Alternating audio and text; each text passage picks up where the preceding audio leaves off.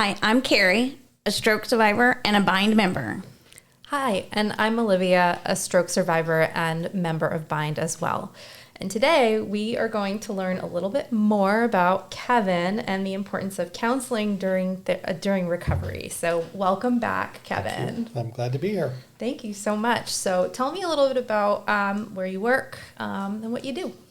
Right now I'm working in Frisco at Baylor Scott & White Institute for Rehabilitation in their day neuro program.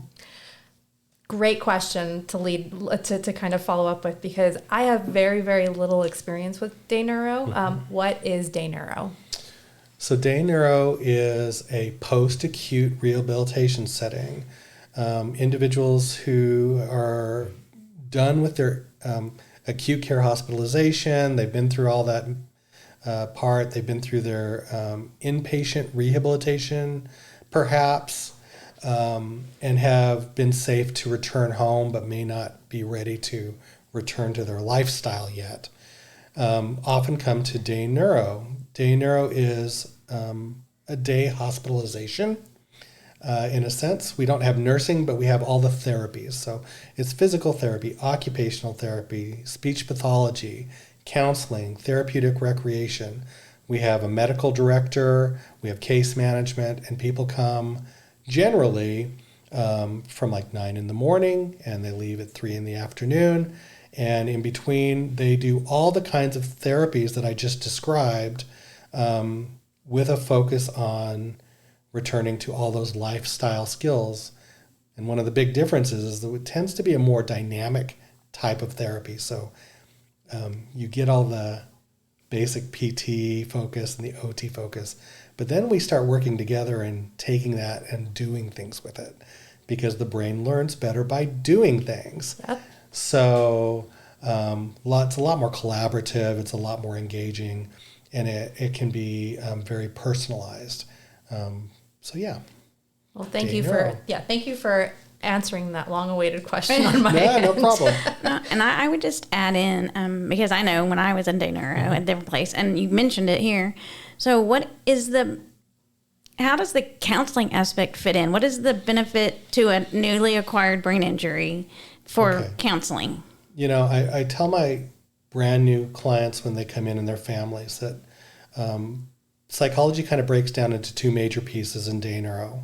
One part is neuropsychology, which is predominantly an assessment and descriptive field. It's a PhD psychologist who, if you can imagine, an MRI kind of looks physically at your brain and tells you what's in good condition, what's not in great condition, and how they're doing. Well, your neuropsychologist does testing, and they can talk about how all those regions of the brain are doing and how they're communicating with each other, where there are strengths and weaknesses, and that helps us a lot. And then there's counseling, and counseling really is there to help with the person who's sustained the injury, but also for their families, to help with adjustment and just dealing with all the things that might come along with the recovery process, all of the uncertainties, the difficult times, the confusion. And I do straight counseling. I do some testing. I do a lot of education. So a lot of times it's not like, tell me about your mother, right? But it is like, let me tell you about your brain. Yeah. And then I work with the rest of the team, and we do functional things to help people get back into their lifestyle. I want to focus on one thing you said in there. I'm not trying to hog the show, but because I kind of do remember this, but talking about that the counseling that you do for the new brain injury patients is not just for the brain injured, but for the caregivers. Yes. And we try to focus a lot of that too on the caregivers here, that people don't seem to always get, that a brain injury didn't just affect the person that had it, it affects the entire family. That's right. And the whole dynamic in the family changes. And like our friend Carl always said, he's like, no one takes a class in high school on what to do after a brain injury. And his wife had to refigure everything out. Yep. My parents had to bring home a 38-year-old child.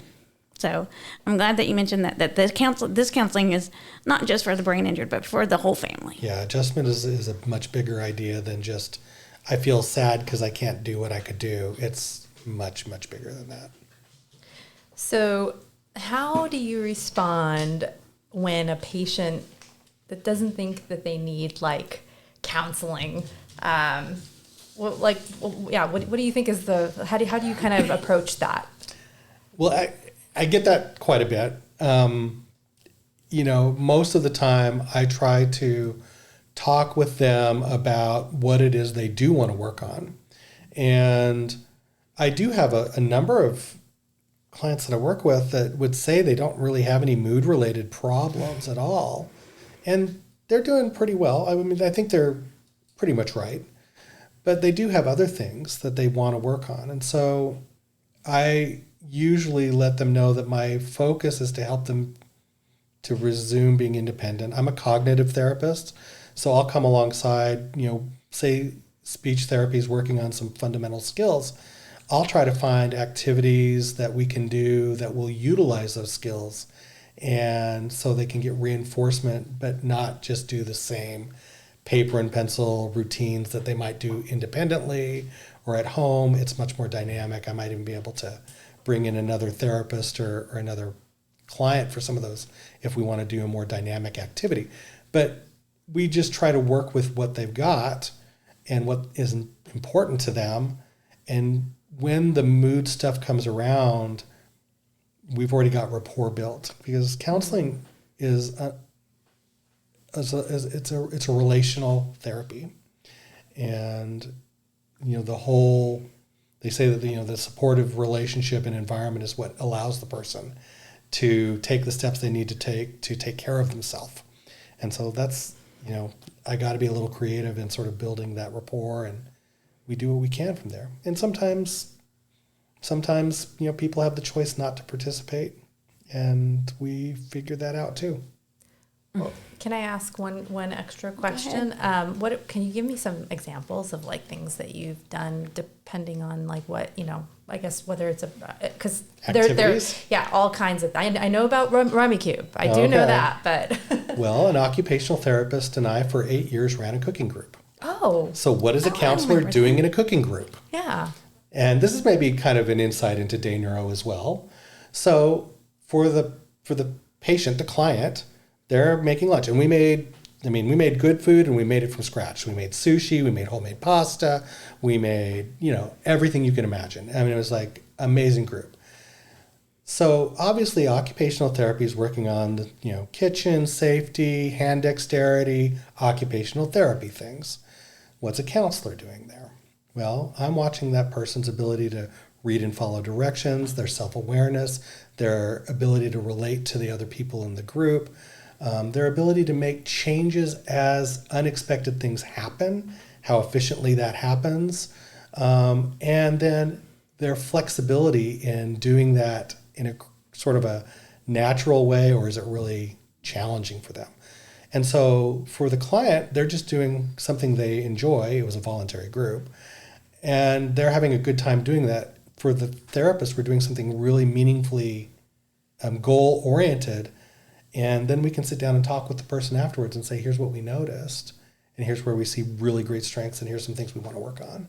Wow. So, and I tell people in our environment all the time, it's like, we are not testing you all the time.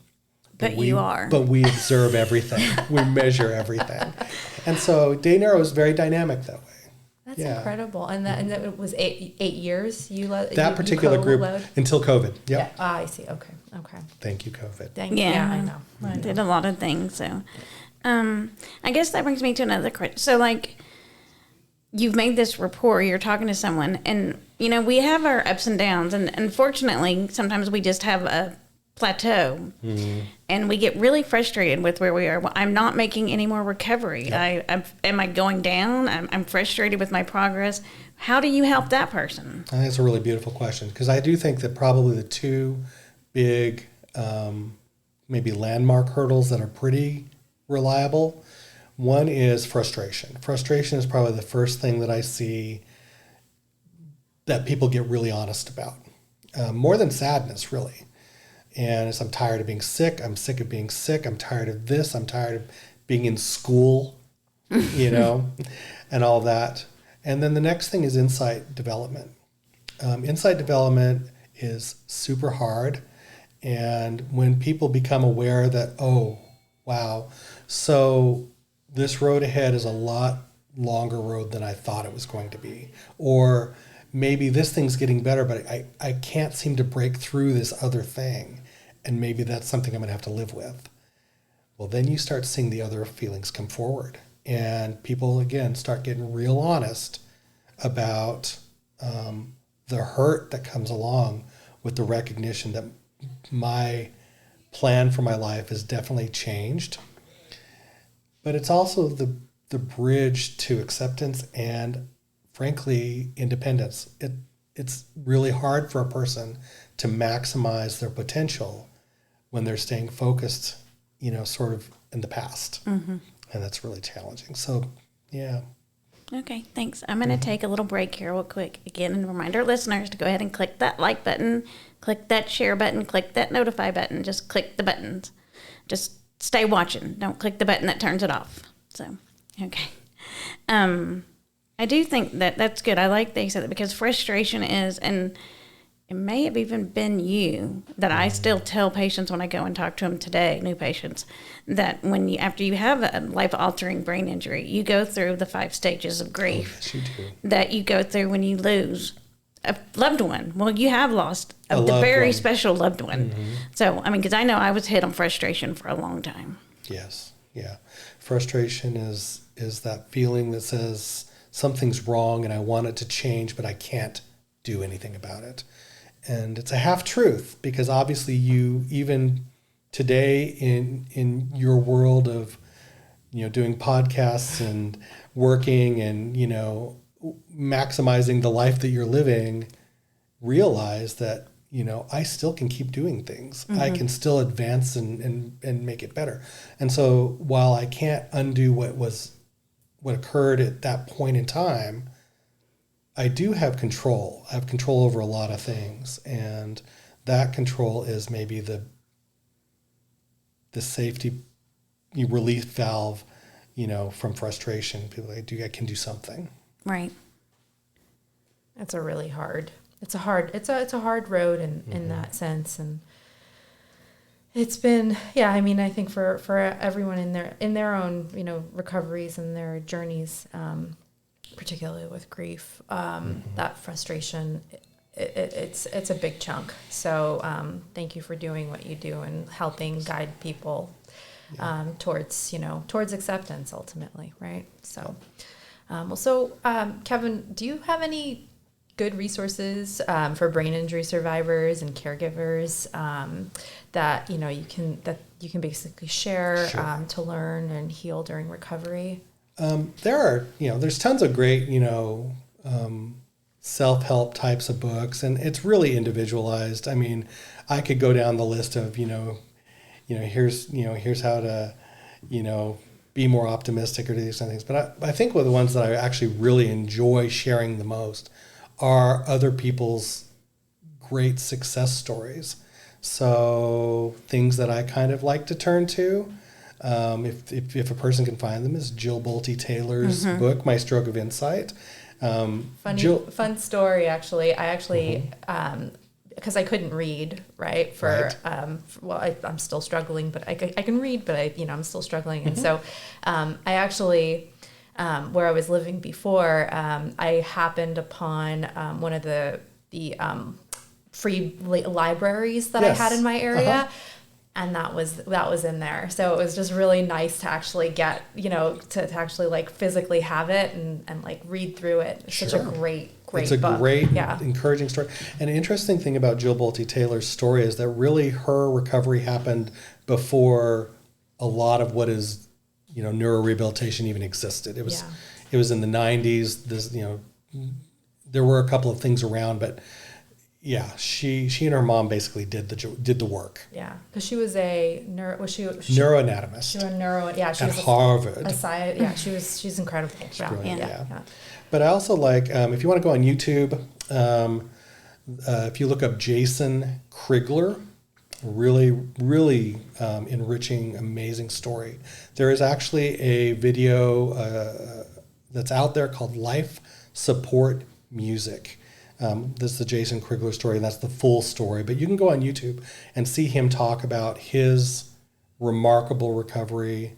A gentleman who at 7 months was still in a semi-vegetative state after his injury and had a absolutely beautiful ultimate recovery in his life. I also like Kevin Pierce's story. You can see maybe track down the Crash Reel, which was an HBO film. And another really good one, and it's a little harder to find, but the story of Bob Woodruff, who was an ABC News reporter who got injured in Afghanistan. No, I'm sorry, in Iraq. And they did a documentary to Iraq and back. But his book with his wife, Lee, is out there. Really, again, beautiful story of a person who had a really remarkable injury, had, an astonishing recovery. And I think looking at those people who've been down the road, they talk about all these things that they never saw the end of, that we never expected the end of. And then all of a sudden here they are telling their story and all this beautiful outcome. And I want to kind of throw in one last little thing if we got the time. We have the time. Of course. Okay. So people come to neuro rehab. They have goals. They want to walk again, talk again. They want to be able to move that body part efficiently. They want to be able to read. They want to be able to see. They want to be able to do these specific things. And I want that too. I think it's really important. But as a counselor, there's a part of me that thinks if you come, you work for months towards getting that stuff back, you get back to your baseline, it's a little bit of a letdown that I worked all this time to get back to par. However, I look at people in Bind, I look at people, that I've worked with in other settings who have gained something, and it's a little bit harder to find something, a meaningful something that is deeper than that tangible recovery stuff. And they say, yeah, but if I hadn't been through that, my life wouldn't be better this way now. And I think that change of self, that deep change of self, is a powerful thing. And I think, when we don't know the outcomes of everything, it's a meaningful direction to go. I agree 100%. So, okay, one last little counselor rehabilitation question. When that person discharges from day neuro and they don't have you on an easy basis, do you recommend that they find a counselor or just, Sure. But yeah, especially if they have demonstrative needs. And the cool thing is that out in the community nowadays, there are a handful of people in our community who actually understand, neurological injury recovery and are counselors or psychologists. And that didn't exist back when I first started doing this. So that's a really cool thing.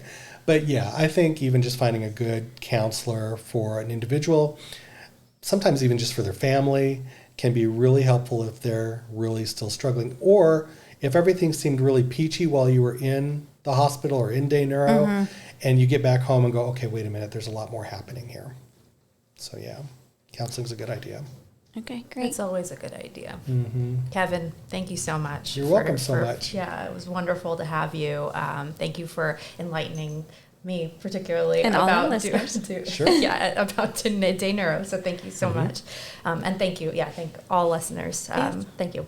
Thanks, Kevan. And again, if you would like to contact us, you can email us at bindwaves@thebind.org or follow us on Instagram at bindwaves, and also visit our website at thebind.org/bindwaves. Yeah, and don't forget to like, share, subscribe on all of your favorite platforms, and also hit notify on YouTube while listening to Bindwaves.